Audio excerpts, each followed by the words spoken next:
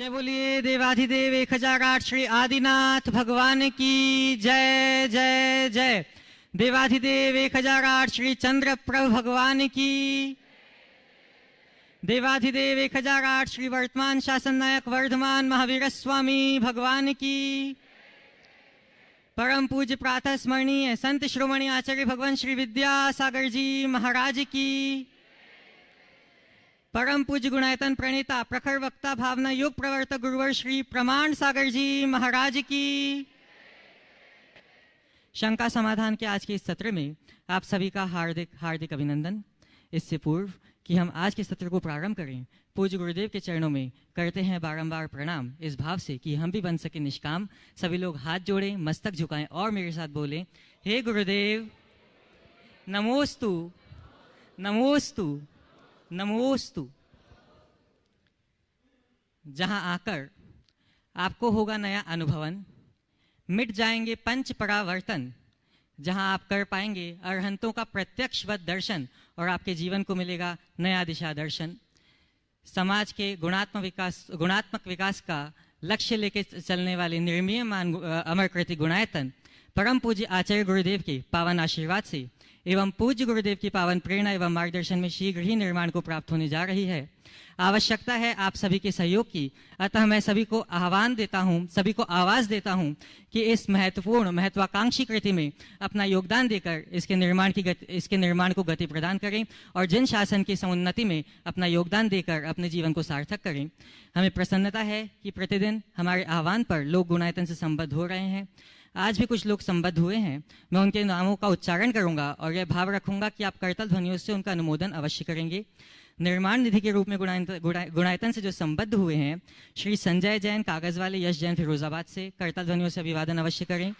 श्रीमती स्वाति अंकुर जैन रस्तोगी, समर्थ सक्षम जैन संभल मुरादाबाद से, श्री मनीष जैन, श्री राहुल जैन आगरा से। सूत्रधार के रूप में गुणायतन से जो संबद्ध हुए हैं, श्री राजेंद्र लाल भाई सुतारिया, सुरेखा राजेंद्र सुतारिया अहमदाबाद से। वे अगर यहाँ हैं तो आएं और पूज्य गुरुदेव के चरणों में नमोस्तु निवेदित करें और इनके सम्मान के लिए मैं आमंत्रित करूंगा अशोक जी सेठी गया। श्री राजेंद्र लाल भाई सुतारिया, सुरेखा राजेंद्र सुतारिया अहमदाबाद से। गुरुदेव, अब मैं आपकी आज्ञा से आज के सत्र को ऑनलाइन प्रश्नों के माध्यम से प्रारंभ करता हूं। गुणायतन ट्रस्टी राकेश नीताजी जैन आगरा से पूछ रहे हैं, नमोस्तु गुरुदेव, शास्त्रों के अनुसार अष्ट प्रवचन मात्र का निर्दोष पालन से मोक्ष बताया है। मेरी ऐसी धारणा है कि वर्तमान समय में स्वाध्याय भी मोक्ष का कारण है। स्वाध्याय के द्वारा 6 द्रव्य, 7 तत्व, 9 पदार्थ का ज्ञान होता है जो परंपरा से मोक्ष का कारण है। वर्तमान में अधिकांश लोग केवल पूजा, अभिषेक, तीर्थ यात्रा आदि ही करते हैं। उनके लिए आप क्या स्वाध्याय करने का उपदेश देंगे? कृपया मार्गदर्शन दें। देखिए, बिल्कुल स्वाध्याय करना चाहिए, पर स्वाध्यायी को पूजा अर्चा भी करना चाहिए। जो लोग स्वाध्याय में इतना ज़्यादा रस लेते हैं कि उनको पूजा पाठ आदि निरर्थक दिखते हैं, मैं समझता हूँ वे स्वाध्याय का सही अर्थ समझे ही नहीं। स्वाध्याय में जब आप श्रावकाचार पढ़ते हैं तो आपसे कहा जाता है देव पूजा करो, गुरु उपासना करो, दान और पूजा को अपना धर्म मानो, और तुम जो स्वाध्याय में कहा गया वो करो नहीं तो स्वाध्याय करने से क्या मतलब। तो स्वाध्याय अपने मन को परिमार्जित करने का एक श्रेष्ठ साधन है, इसलिए इसे अभ्यंतर तप के अंतर्गत कहा गया। लेकिन केवल किताबों और ग्रंथों के पन्ने पलटने का नाम स्वाध्याय नहीं है। स्वाध्याय स्वयं के अध्ययन का नाम है। यदि आपके अंदर दृष्टि है तो आप पूजा पाठ में भी स्वाध्याय कर सकते हैं। जो हम पूजा करते हैं, पाठ करते हैं, क्या उसमें हमें जिनवानी का मन समझ में नहीं आता? हमें अपने जीवन के लिए एक अच्छी प्रेरणा मिलती, एक दिशा मिलती। तो ऐसा नहीं है कि पूजा पाठ करने वाले के जीवन में स्वाध्याय नहीं होता। स्वाध्यायियों को पूजा पाठ करना चाहिए और पूजा पाठ करने वाले को थोड़ा स्वाध्याय का अभ्यास करना चाहिए, तालमेल तभी बनेगा। एनसी जैन कार्याध्यक्ष गुणायतन नमोस्तु पूर्वक पूछ रहे हैं, गुरुदेव मॉडल टाउन दिल्ली से एनसी जैन जी का त्रिवार नमोस्तु। आज रामनवमी है। राम हमारे आदर्श हैं और जगत पूज्य हैं।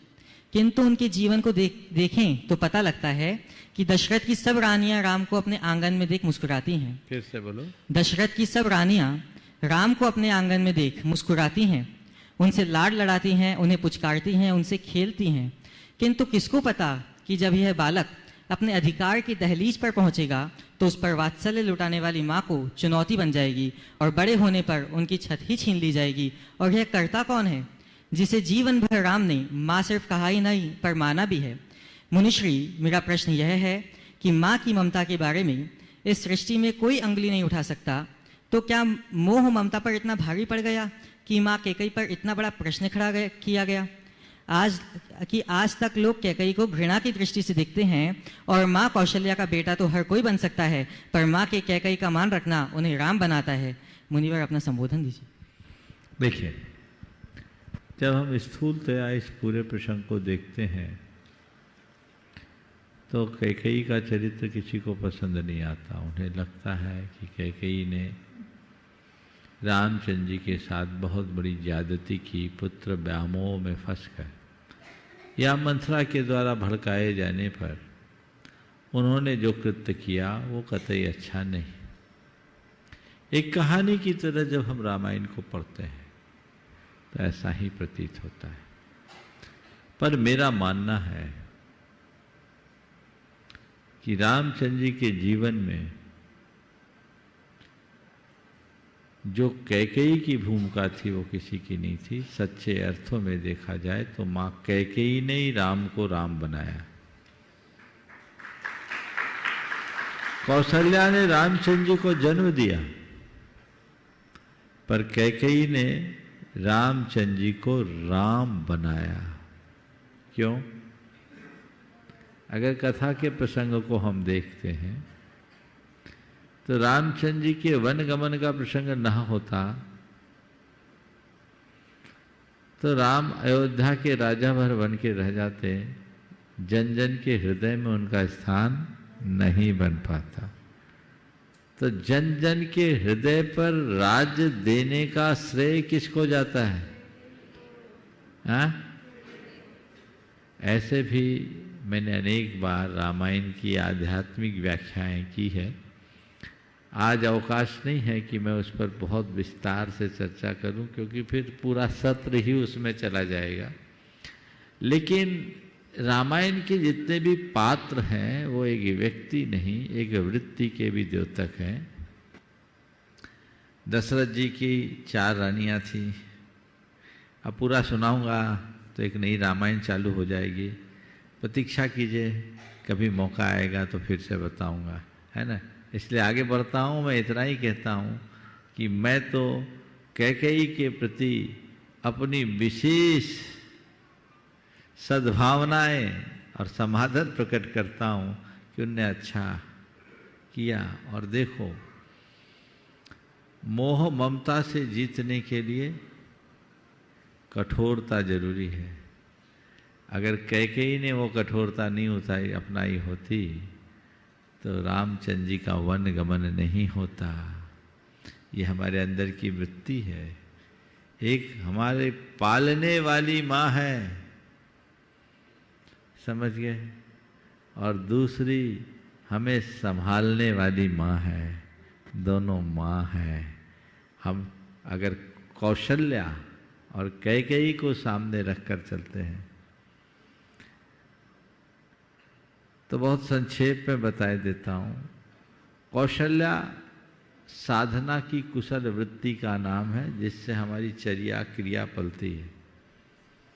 और कैकेयी शब्द जो बना है जैन आगम में, केकया नाम है उसका। इसका अगर अर्थ हम निकालें तो कै काया से केकया शब्द बना है। काया यानी शरीर और शरीर से कै यानी विरहितपना, अलिप्तता, विरक्तता। तो अंदर का जो वैराग्य भाव है, वैराग्य भावना है, वो आत्मा के राजा राम को किसी राजगद्दी पर बैठना पसंद नहीं करेगी। वो वैराग्य की भावना कहेगी कि तेरा जन्म तो वन का भ्रमण करने के लिए, त्याग तप संयम का आराधन करने के लिए हुआ है, इसलिए वहाँ जा। उस वृत्ति ने उसे उभार दिया। इसलिए अब पूरी कहानी कभी प्रसंग आएगा। बहुत दिन हो गए रामायण पर चर्चा हुए, लेकिन कभी प्रसंग आया तो मैं जरूर रामायण पर अपना मंतव्य प्रकट करूंगा। चलिए। गुणमाला रमेश जी काला, तेलंगाना हैदराबाद से। शंका समाधान अधिपति गुरुवर के चरणों में कोटिशः नमन। गुरुदेव, आज के समय में संवेदना प्रायः समाप्त होती जा रही है। जो व्यक्ति संवेदनशील होते हैं उनके ही मन ज्यादा घायल होते हैं और उन्हें तो पागल कल हो समझा गया। जाता है। अहमदाबाद गुजरात से मीनाक्षी जी जैन, नमोस्तु पूर्वक पूज अपने। आप लोगों को उत्तर याद हो या न हो, मुझे प्रश्न याद हो जाते हैं। अहमदाबाद गुजरात से मीनाक्षी जी जैन अपने परिवार की वेदना आपके चरणों में रख रही हैं। महाराज श्री, हमारा परिवार एक दुखी परिवार है। हमारी फैमिली में एक किडनी की बीमारी है जिसे एडी पीकेडी कहते हैं। क्या? AD PKD. AD PKD. PKD, हाँ। वो माँ बाप से आगे बच्चों में भी आती है। इस बीमारी की वजह से हमारे घर के काफ़ी लोग 40 साल की आयु में ही गुजर गए हैं। मेरे हस्बैंड भी डायलिसिस पर हैं, वो सिर्फ 44 साल के ही हैं। उसके पापा भी नहीं रहे। तो महाराज श्री, कोई उपाय बताएं कि हमारे परिवार वाले इस बीमारी से कैसे छूट सकें, इस बीमारी से कैसे बच सकें। देखिए, हेरिडिटी है, अगर विज्ञान की भाषा में कहें तो ये तो एक बड़ी विचित्र बात है, इसके लिए कहा नहीं जा सकता। लेकिन हमारे हाथ में जो है वो मैं आपसे कह सकता हूँ। अगर कोई जेनेटिक सॉल्यूशन विज्ञान के माध्यम से मिलता है तो उसके लिए आप प्रयोग में लीजिए। हो सकता है फ्यूचर में स्टेम सेल आदि से कोई डेवलपमेंट हो, पर मेरे ज्ञान के अनुसार जेनेटिक कोई भी ऐसी समस्या का कोई सॉल्यूशन अभी तक शायद आया नहीं। तो जो चीज़ें हमारे हाथ में नहीं है उसके लिए तो हमें एक्सेप्ट करने के अलावा और कोई उपाय नहीं। पर हाँ, मेरी आयु कर्म का असमय में क्षय न हो, मुझ पर कोई रोग शोक का आक्रमण न हो, मेरे जीवन में कोई ऐसी आपत्ति विपत्ति न आए, उसके लिए हम पुरुषार्थ कर सकते हैं। तो पुरुषार्थ क्या करें? पहला, हेल्थ कॉन्शियस रखें, अपने खान पान आचार विचार व्यवहार में सावधानी रखें, अपने मन को तनाव और चिंता से मुक्त रखें और धर्म ध्यान करके अपने पुण्य को जितना प्रगाढ़ बना सकते हैं बनाएं। इससे क्या होगा? हो सकता है इस वर्धित पुण्य से आपका ये पाप टल जाए, और कदाचित नहीं भी टलेगा तो जितना जीवन है वो जीवन पुण्य से सराबोर होगा, ताकि ये भव गया परभव तो समझ जाएगा। तो जो हमारे हाथ में वो करो, जो हमारे हाथ में नहीं है उसके विषय में अपना दिमाग लगाने का कोई औचित्य नहीं है। इसलिए मैं सद्भावना रखता हूँ कि सब ठीक हो। और एक बात और है, जो इस तरह की जेनेटिक प्रॉब्लम होती है फैमिली के हर मेंबर को हो ऐसा कोई ज़रूरी नहीं होता। तो आप ये क्यों सोचते एक को हुआ, दो को हुआ, सबको नहीं होगा, आगे होगा। कहीं ना कहीं तो इसमें कुछ कमी आएगी और हम अपनी आयु को अच्छे से बिताएं और अपने जीवन को बेहतर बनाएं, ऐसा पुरुषार्थ हम सबको करना चाहिए। बिनौली बागपत से नितिन जी जैन, उत्तर प्रदेश, बिनौली बागपत से। महाराज श्री के चरणों में बारंबार नमन। महाराज श्री, किसी ने क्या खूब कहा है कि दुख जब भी जाता है सुख देकर ही जाता है। तो महाराज श्री, मेरी शंका यह है कि हम दुख में भी कभी दुखी ना हो, इसके लिए क्या प्रयास करें, समाधान करें। दुख जब भी जाता है सुख देकर ही जाता है। पता नहीं किसका ये वाक्य। दुख जब भी जाता है सुख देकर ही जाता है, ये वाक्य है किसी का। मैं इसमें सहमति भी प्रकट कर सकता हूं और असहमति भी, पर इसकी जगह एक संशोधित वाक्य कहना चाहूंगा। सुख जब भी आता है दुख लेकर आता है। इसलिए अपने सुख का अभिमान मत करो, और दुख आए तो मन में दीनता मत आने दो। सुख के बाद दुख होता है, दुख के बाद सुख होता है। रात के बाद प्रभात है और प्रभात के बाद, अब प्रभात है तो ये मंगल प्रभात 24 घंटे तो नहीं रहेगा ना। तो तुम ये मान करके चलो ये प्रभात है, बस अभी है, फिर सूर्य अस्त होगा, रात आएगी, इसके आगे रात है। और क्या बात है? अभी प्रभात हुआ तो इसके आगे रात है, और आगे और क्या बात है? रात है, इसलिए रात आने के पहले दिन को सार्थक बनाओ। सुख आया है तो सुख को भोगने में इतने मगन ना हो जाओ कि दुखों से घिरना पड़े। रात आने के पहले मैं दिया जला के रखूं, दिया तैयार करके रखूं, ताकि अंधेरे से मुझे जूझना न पड़े, अंधेरे में भी उजाले की व्यवस्था हो। सुख के दिनों में अपने आप को इतना मजबूत बना लो कि दुख के पलों में भी तुम फौलादी बन सको, किसी के आगे फरियादी बनकर न जाना पड़े, किसी के आगे हाथ पसारने की नौबत ना आए। और दुख आए तो सोचो रात है फिर प्रभात है। ठीक है, रात लंबी हो सकती है, शाश्वत नहीं है, ये थोड़ी देर की बात है। समय बीतेगा, सब कुछ अच्छा होगा। तो कितना भी हो, कितना भी गहरा दुख हो, फिर तुम मन में हताशा मत आने दो, आशावादी बनो और सोचो बस सब ठीक हो जाएगा, थोड़ी देर की बात है। यदि ये सूत्र आत्मसात कर लो तो फिर जीवन का मजा ही कुछ और होगा। प्रत्यक्ष। अब मैं यहाँ उपस्थित लोगों के माध्यम से आगे की सत्र को संचालित करूँगा। प्रथम प्रश्न के लिए मैं आमंत्रित करता हूँ राजेश जी, लक्ष्य जी जैन पुणे से, और आपके बाद तैयार रहेंगे आन्या जी बजाज, तन्वी नायक सागर से। नमोस्तु गुरुदेव। गुरुदेव, मेरा प्रश्न ये है कि प्रायः टीनेजर्स और युवा लोगों में ये देखा गया है कि जब पहली बार किसी बुरे भाव, व्यवहार या आदत के लिए डिस्कम्फर्ट होता है उनके अंदर, तो वो ऐसा देखते हैं। फिर से बोलो।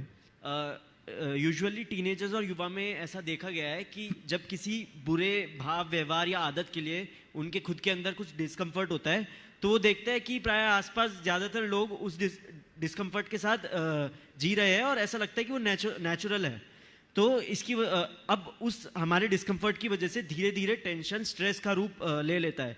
तो गुरुदेव, जो प्रथम बार जो डिस्कम्फर्ट हमारे अंदर होता है उसको हम अनदेखा ना करें और उसके प्रति कैसे जागरूक रहे ताकि वह किसी बुराई या बीमारी में परिवर्तित ना हो जाए। देखो, डिस्कम्फर्ट दो तरह का है। एक है प्रवृत्तिगत डिस्कम्फर्ट और एक है परिस्थिति से होने वाला डिस्कम्फर्ट। परिस्थिति से कोई भी डिस्कम्फर्ट हो उसे तुम कंफर्ट मानो, उसको सहो। अगर मेरे लिए थोड़ा सा अच्छा नहीं लग रहा है, जैसे अभी तुम पढ़ रहे हो, वहाँ IIT कर रहे हो, वहाँ AC नहीं मिल रही है, डिस्कम्फर्ट है कि नहीं है? लेकिन रह रहे हो, दिल्ली में रहना है, सर्दी भी गर्मी भी, घर में तो सारी सुविधाएं थी। ये डिस्कम्फर्ट तुम्हें मजबूत बनाएगा। दुख सहो, ये परिस्थिति के कारण ऐसा कुछ हुआ है, सहना है।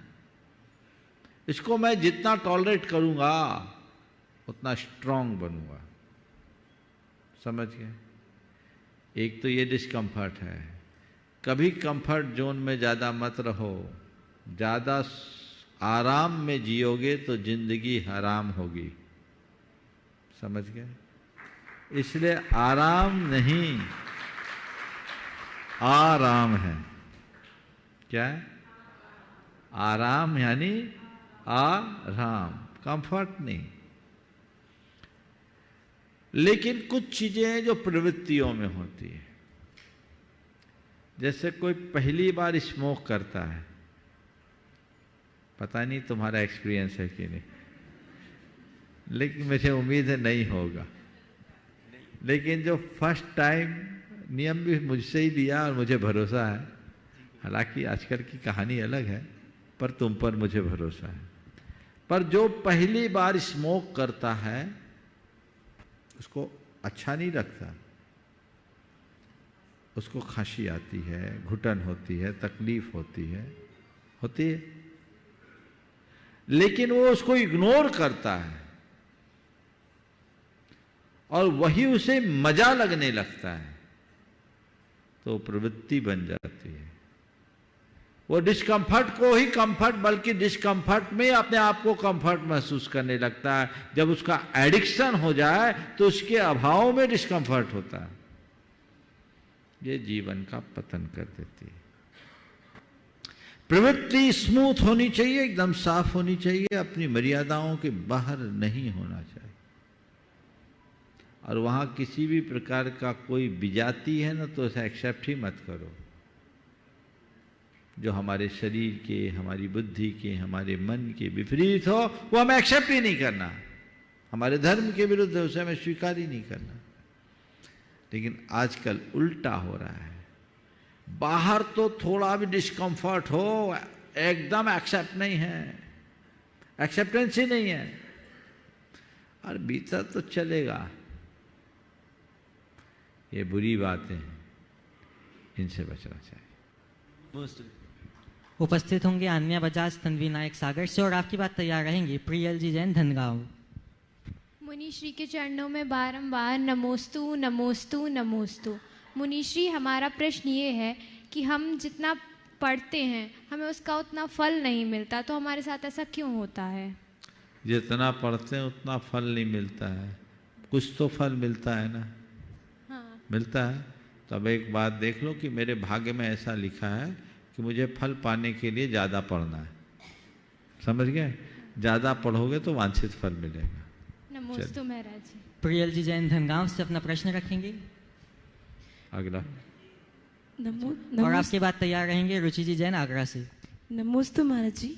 महाराज जी, मेरा प्रश्न है कि धर्म के कार्य तो हमें पुरुषार्थ करने से ही प्राप्त होते हैं, परंतु पाप के कार्य सहज ही हो जाते हैं। महाराज जी, अच्छे कार्यों में ही हमेशा कठिनाई क्यों आती है, ऐसा क्यों? उक्ति है से आंसी बहु विज्ञानी। देखो, किसी वस्तु को ऊपर ले जाना सरल है या नीचे लाना? नीचे लाना। पानी को ऊपर ले जाने के लिए क्या करना पड़ता है? मोटर लगाना पड़ता है ना। तो मोटर से बाई फोर्स ऊपर चलता है, और नीचे लाने के लिए ऐसे ही उसको ढोलना पड़ता है। धर्म करने का मतलब जीवन का उत्कर्ष करना, और उत्कर्ष वही करता है जो जीवन में पूरी ताकत लगाता है। समझ गए? और पाप का मतलब है पतन करना, उसमें कुछ करने की जरूरत नहीं। पतन के निमित्त कदम कदम पर मिलते हैं, पर उत्थान के निमित्त बहुत मुश्किल से मिलते हैं, उसमें बहुत कठिनाइयां होती। इसलिए हमेशा हमें उत्थान के निमित्तों का आश्रय लेना चाहिए, और संघर्ष करने में किंचित भी संकोच नहीं करना चाहिए। उपस्थित होंगे रुचि जी जैन आगरा से, और आपकी बात तैयार रहेंगी सुबी जी जैन BHEL झांसी।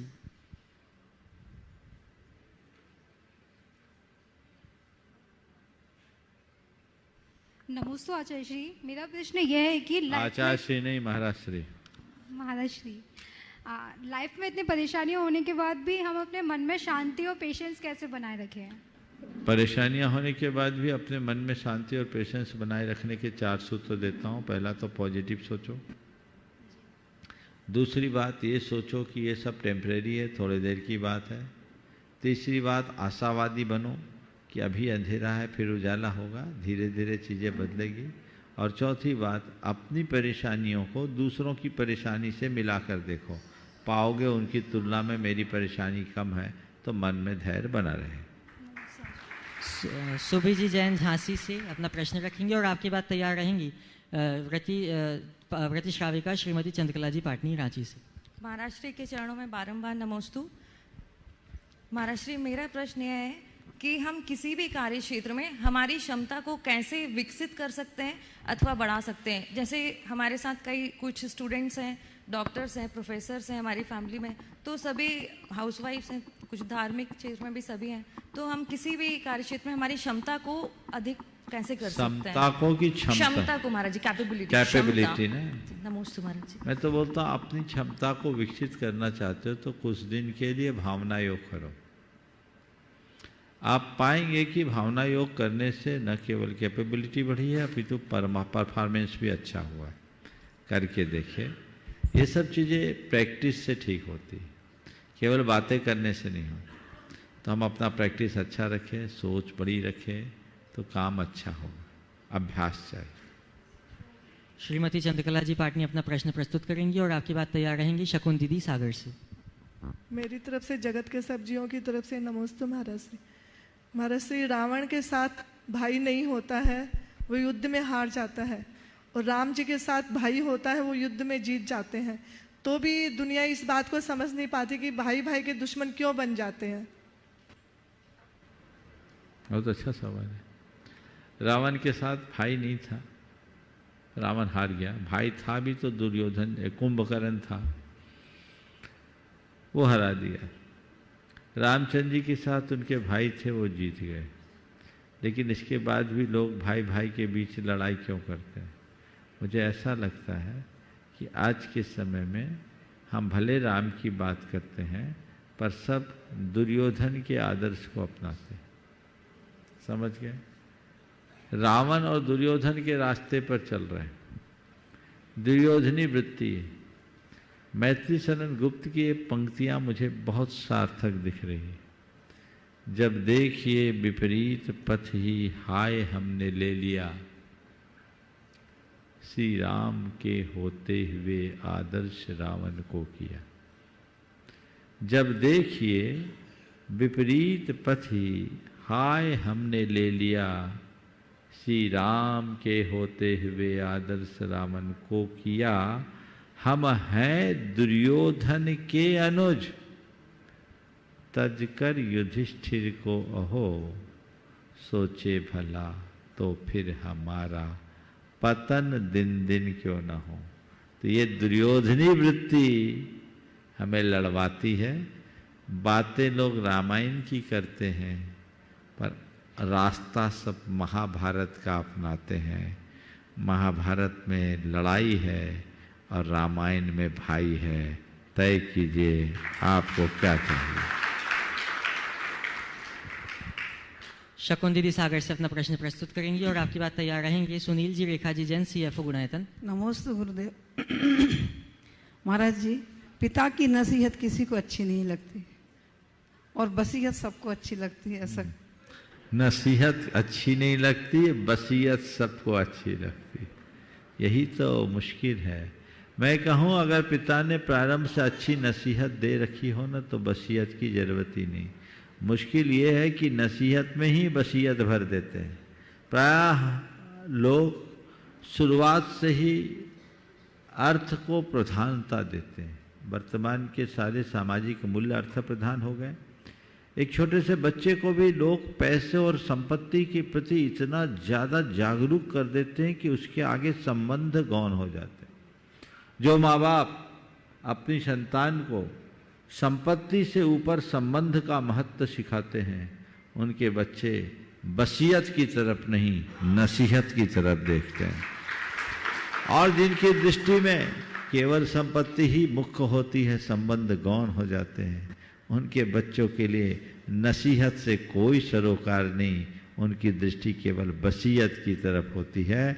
इसलिए मैं कहता हूँ प्रारंभ से ऐसे संस्कार और सीख दो ताकि बच्चों के सामने तुम्हारी वसीयत से ज़्यादा मूल्य तुम्हारी नसीहत का हो। और सच्चे अर्थों में जो नसीहत को पालता है उसे वसीयत में कुछ भी न मिले, लेकिन वो अपने जीवन में अच्छी कैफियत लिख जाता है। और जो अपनी सही नसीहत नहीं पाता, उसे वसीयत में चाहे विरासत में चाहे जो कुछ भी क्यों न मिल जाए, एक दिन सब बर्बाद करके जाता है। श्रीमती रेखा जी सुनील जी जैन अपना प्रश्न प्रस्तुत करेंगे और आपकी बात तैयार रहेंगे अनिमेश जी जैन गोमिया से। गुरुदेव के श्री चरणों में बारंबार नमोस्तु नमोस्तु नमोस्तु। महाराज श्री, यह प्रश्न मेरे बेटे का ही है। महाराज श्री, उसका प्रश्न है कि जिनके जीवन में सहनशीलता और क्षमा के गुण होते हैं वो बहुत सुखी लोग होते हैं। उसका प्रश्न ये है कि उसका बेटा जो 2 महीने का है वे किस प्रकार से लालन पालन करे कि ये गुण उसके जीवन में सदैव बने रहे। बस रोज भावना योग करो बच्चे के सामने, और बच्चों के अंदर भी वही संस्कार जगाओ। खुद अच्छा आदर्श उपस्थित करो, बच्चे में वो गुण आ जाए। हाँ, 2 महीने के बच्चे के, ये बोल रहे 2 महीने के बच्चे के सामने, अरे पेट के बच्चे के सामने भावना योग कर रहे हैं। करना चाहिए, भावना योग सुनेगा, वो बच्चे को असर पड़ेगा। बच्चा सब समझता है, जब माँ के पेट में समझ सकता है तो गोद में क्यों नहीं समझ सकता। करना चाहिए। अनिमेश जी जन अपना आज प्रश्न मुझे एक क्लिप दिखाई गई। एक कोई संत है, उनके आश्रम में हजारों तोते हैं, और वो तोतों अलग अलग प्रकार के तोते हैं, और वे चौपाइयाँ गाते हैं, संस्कृत के श्लोक बोलते हैं, सारे गमा पधनी बोलते हैं।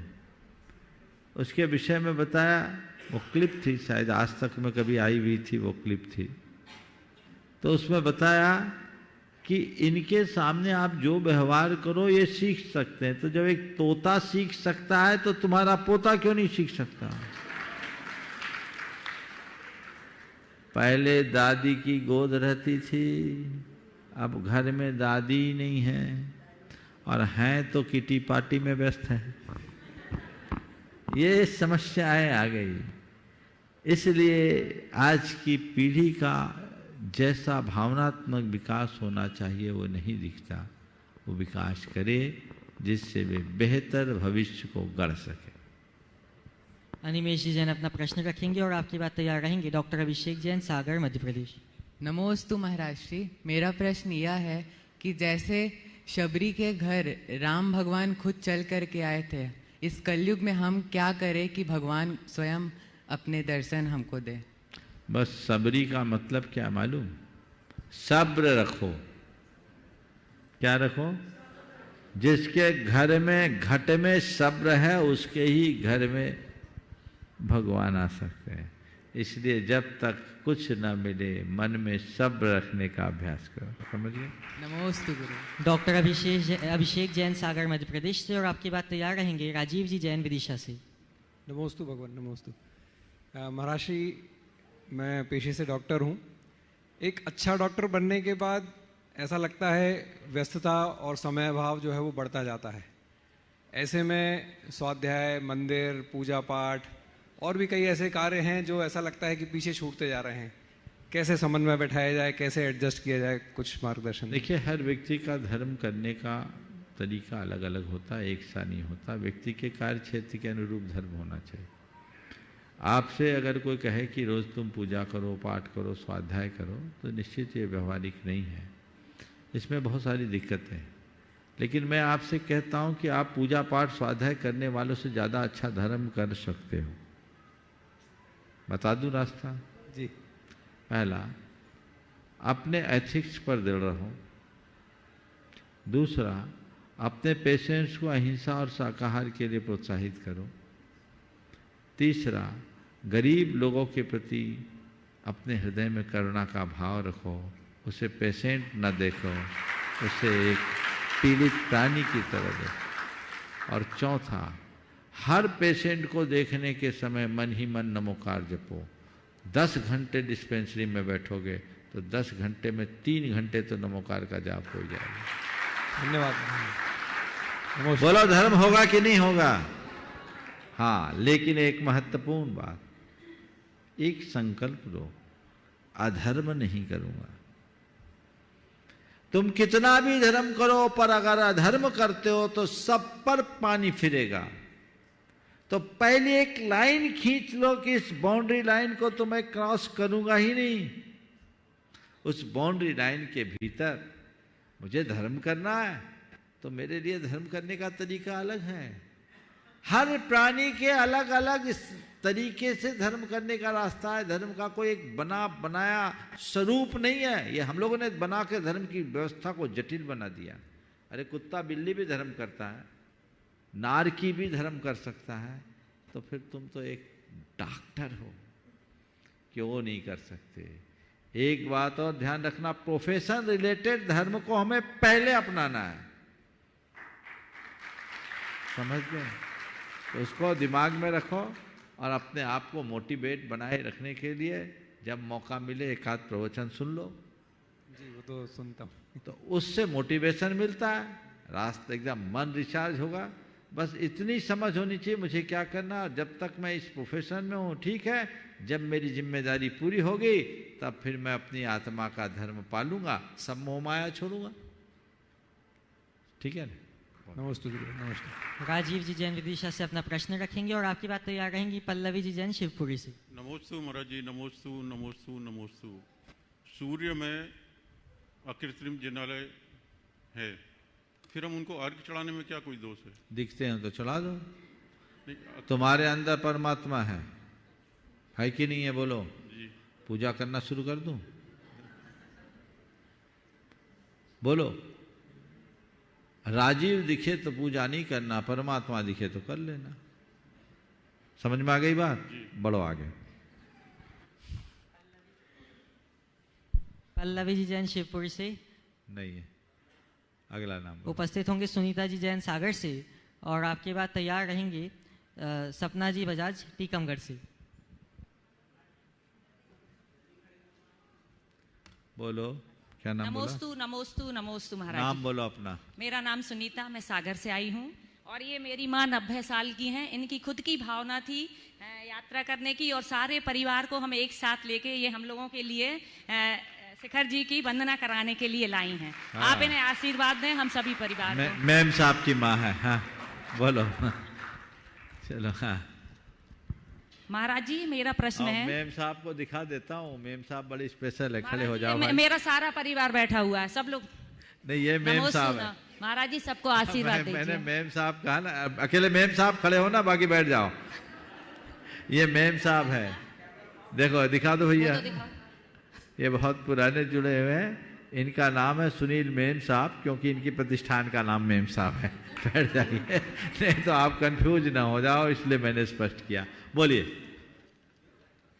महाराज जी मेरा प्रश्न है, व्यक्ति का व्यवहार एवं योग्यता ही सर्वोपरि है, यह जानने के बाद भी माता पिता अपनी बेटी के संबंध के लिए धन, वैभव, अच्छा पैकेज, बड़े शहर को प्राथमिकता दे रहे हैं। ऐसे लोगों की मानसिकता एवं सोच को हम कैसे बदलें? माता पिता तो दे रहे हैं, उससे पहले तो बेटियां दे रही। हाँ ये बेटियां सबसे ज्यादा नखरे तो बेटियों के हैं, और बेटियों को बिगाड़ने वाली उनकी मम्मियां हैं। आप लोग खुद बोलो, छोटी जगह में बेटी नहीं देंगे, खोटी जगह में दे देंगे। पहले देखते जॉब वाला चाहिए, अरे ये मानसिकता सत्यानाश कर रही। कोविड के टाइम में जॉब वालों की हालत खराब हो गई, सबको समझ में आ गया घर क्या होता है, कारोबार क्या होता है। हमारे शास्त्र में एक वर के चयन के लिए जिन 8 बातों का उल्लेख किया गया वो ध्यान देने योग्य है, वो मैं बता देता हूँ, बाकी आप जानो आपका काम। कुल, सबसे पहले कुल, सील, धर्म, रूप, विज्ञान। कुल, सील, धर्म, विज्ञान, रूप, वित्त और वय। और एक है कुल, रूप, वित्त, विज्ञान, रूप, वय, वित्त हो गया ना, वित्त, वय और उम्र। वय यानी उम्र हो गई। ये चीजें देखो, पैसे को सबसे आखिरी में दिया। सील, कूलम, सीलम, धनम, धर्मम, कूलम, सीलम, धर्मम, कुल, सील, धर्म, वित्तम, विद्याम, विद्या, फिर विज्ञान, विद्या हो गया, फिर इसके बाद वय, फिर रूप, फिर वित्त। तो सबसे आखिरी में वित्त है, और आजकल सबसे पहले वित्त पहले, फिर सबसे आखिरी में रूप है। तो अब तो पहले पैकेज पूछते हैं, और कई तो उल्टे फुल्टे बता भी देते हैं, बाद में पता लगता है चीटिंग हो जाती है, मामला गड़बड़ है। इन सब चीज़ों में गंभीरता होनी चाहिए। चलिए। उपस्थित होंगे सपना जी बजाज और आपकी बात तैयार रहेंगी खुशांशी जी जैन, कोटा, राजस्थान। परम पूज्य मुनिवर श्री जी के चरणों में सादर नमोस्तु नमोस्तु नमोस्तु।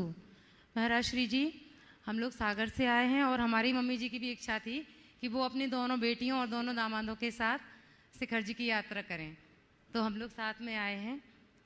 महाराज जी, ये प्रश्न मेरा तो नहीं है, मेरे मामा जी ने भेजा है, क्योंकि वो हमेशा ऑनलाइन पूछते रहते हैं तो आ नहीं पा रहा है, इसलिए उन्हें सवाल करिए। जी, आप और समस्त संत पंडित आदि अपने वक्तव्य में बोलते हैं ऋषि, मुनि और संत। इन तीनों आत्माओं में आध्यात्मिक दृष्टिकोण और जैनिज्म के हिसाब से क्या मुख्य अंतर है? कृपया मार्गदर्शन दें गुरुजी। देखिए, ऋषि मुनि और संत सामान्य अर्थ में समान है, लेकिन अगर जैन धर्म की इस दृष्टि से देखे जाए तो ऋषि और मुनि तो जैनों का शब्द है, संत आज के समय में साधु मात्र के लिए रूढ़ शब्द है। ऋषि जो रिद्धिधारी मुनि होते हैं उनको बोलते हैं, और मुनि जिन्हें अवधि ज्ञान और मनःपर्य ज्ञान होता है उनको। तो उस हिसाब से न ऋषि हैं आज, कोई मुनि है आज, सब साधु हैं, और संत साधु का ही पर्याय रूप है। नमोस्तु महाराज श्री, नमोस्तु। खुशांशी जी जैन कोटा से, और आपकी बात तैयार रहेंगी अविशी जी भंडारी। नमोस्तु महाराज श्री। मेरा प्रश्न यह है कि एक और लोग कहते हैं कि कर्म करो और फल की चिंता मत करो, और दूसरी तरफ कहते हैं कि जो हमारी किस्मत में लिखा है वही होगा और कर्म को हमें काटना ही पड़ेगा। तो इस द्वंद्व में हम क्या सही समझे और किस प्रकार पुरुषार्थ करें कि वह अच्छे कर्म करें? दोनों काम करो। जब कोई काम करना हो तो यही सोचो जैसा मैं कर्म करूँगा वही परिणाम मिलेगा। लेकिन खूब प्रयास करने के बाद भी परिणाम न मिले, अनुकूल परिणाम न मिले, तो सोचो यही मेरे भाग्य में था। समझ गए? चलिए। उपस्थित होंगे अविशी जी भंडारी, और आपकी बात तैयार रहेंगी कोमल जी जैन महुआ। नमोस्तु। गुरुदेव के श्री चरणों में मेरा बारंबार नमोस्तु नमोस्तु नमोस्तु। महाराज जी, कहा जाता है जिस व्यक्ति के पास धैर्य होता है वह जो चाहे वो पा सकता है, पर महाराज जी धैर्य की सीमा क्या होनी चाहिए कि वो आलसपन में ना परिवर्तित हो जाए और उससे हमारे परिणामों में भी कुछ अफेक्ट ना हो? बहुत अच्छी बात है, जो जिसके मन में धैर्य होता है वो जो चाहे पा सकता है। सवाल बहुत अच्छा है कि धैर्य की सीमा क्या होनी चाहिए जो आलस में न बदले। देखो, धैर्य और आलस दोनों में बहुत मौलिक अंतर। धैर्य एक गुण है और आलस एक अवगुण। अपने लक्ष्य के प्रति पूर्ण लगन और निष्ठा से जुटकर उसके फल आने तक अपनी शक्ति को लगाए रखना धैर्य है।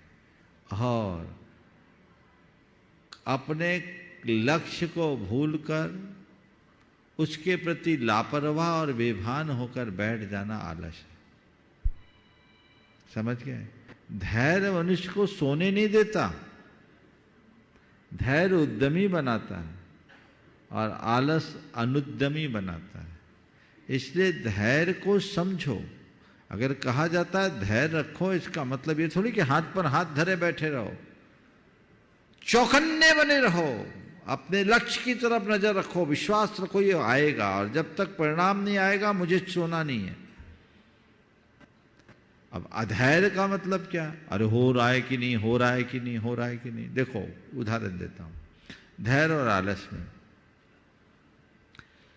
फसल बोने का समय आने के पहले खेत को तैयार करके बीज डाल देना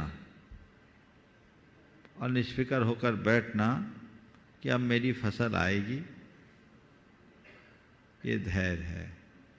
पर देखते रहना, समय समय पर खाद पानी भी देना है और मवेशियों से उसकी रक्षा भी करना है।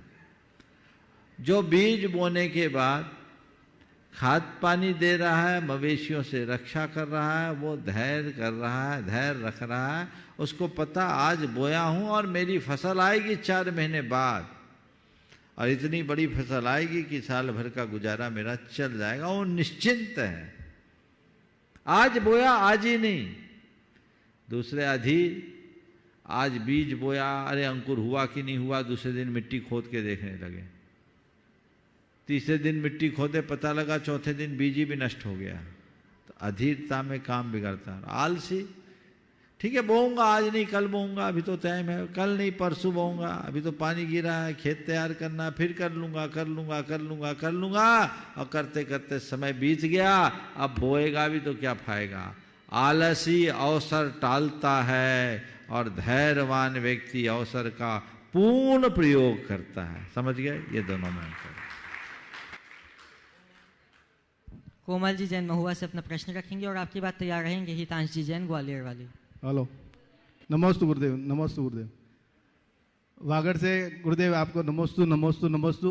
सागवाड़ा बिलुड़ा से हम बता गुरुदेव, पूरे यात्रावासियों की तरफ से आपको बार-बार सवाल कर लो भाई। गुरुदेव आत्मा के बारे में पूछ रहे हैं।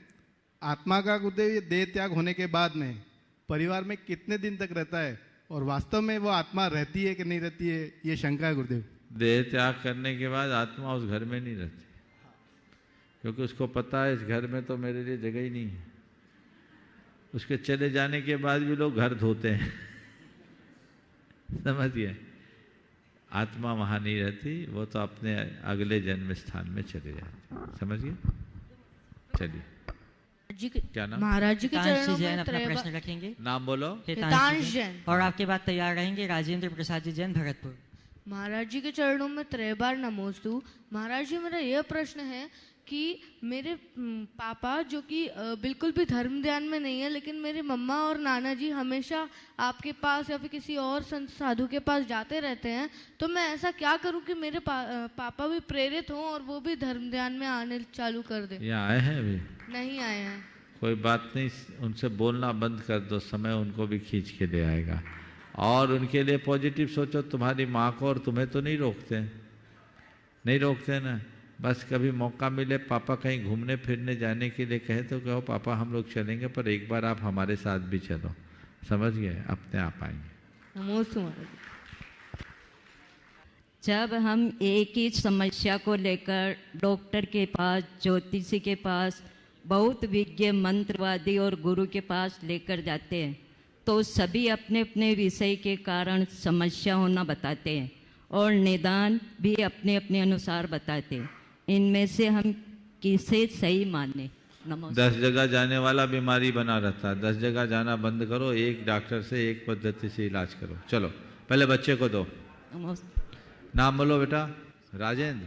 आरजव जैन। आ जाओ। नमोस्तु। नमोस्तु मुनिश्री, नमोस्तु मुनिश्री। मेरा प्रश्न ये है कि अगर अभिषेक करना इतना पुण्य का काम है, तो महाराज जी आप लोग अभिषेक क्यों नहीं करते हैं? हम लोगों का तो लोग अभिषेक करते हैं, हमें अभिषेक करने की क्या है? चरण धोते हो कि नहीं धोते हो? तो हम साधु हैं। साधु परमेष्ठी में आते हैं कि नहीं आते हैं? परमेष्ठी की पूजा करते हैं कि नहीं करते? तो आप गृहस्थ हो, हम त्यागी हैं। गृहस्थ के लिए पूजा पाठ है, त्यागी के लिए नहीं। समझ गए? नाम बोल दीजिए अपना। जी आजाद कुमार शाह, राजेंद्र शाह, इंदौर से। और मेरे दो छोटे प्रश्न हैं। एक तो ये है कि व्रजप्रसम नारायण शयनन केवल हड्डियों से संबंधित है, क्योंकि सुकुमार मुनि को वो थोड़े छोटे दाने जो होते हैं उनसे भी कष्ट होता था। और दूसरा प्रश्न ये है कि समोसरण में जो अशोक वृक्ष रहता है वो तो पृथ्वी का ही है, बाकी वृक्ष क्या प्राकृतिक रहते हैं? ऐसा है। वज्र वृषभ नारायण सहनन का या सभी सहननों का संबंध अस्थि के बंधन विशेष से है, इसलिए उनका संबंध हड्डी से है, शरीर के संस्थान से नहीं। और सुकुमार मुनि को सरसों का दाना इसलिए चुभ रहा था, उस समय उनके अंदर शरीर का प्रति मोह था। जब वैराग्य जग गया तो श्यालिनी के दंश भी नहीं चुभे।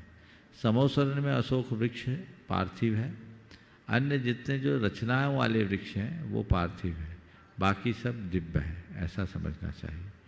नमस्ते गुरुवर, मेरा ये प्रश्न है कि सारे पाप किए हुए कार्य श्री जी के दरबार में धुलते हैं, श्री जी के दरबार में किए हुए पाप कार्य कहाँ धुलेंगे?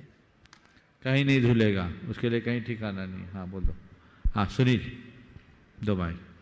जीव दया के लिए आज जिन्होंने योगदान दिया है, Shrimati Trishala Devi Jain, wife of late Shri Dharampal Jain, Vikaspuri New Delhi से, वे अपने स्थान पर खड़े हो जाएं और पूज्य गुरुदेव के चरणों में नमोस्तु निवेदित करें। सभी लोग करतल ध्वनियों से महाराज जी के चरणों में बारंबार नमोस्तु नमोस्तु विदिशा समाज की ओर से और मुनि सेवक संघ की ओर से। महाराज जी आपके आशीर्वाद से हमने मुनि सेवक संघ का निर्माण किया था और आज विधिवत चल रहा है, लेकिन एक परेशानी आ जाती है कि जो हमारे सदस्य रहते हैं, जब वो बिहार कराने जाते हैं और अभिषेक पूजन नहीं कर पाते हम लोग, तो क्या हमारे व्रतों में दोष लगता है क्या? उसमें कोई दोष नहीं लगता। बस इतने साल से मुनि सेवक संघ में रहे, अब तुम मुनि संघ में आ जाओ तो ज्यादा अच्छा रहेगा। बोलिए परम पूज्य आचार्य गुरु श्री विद्यासागर जी महाराज की।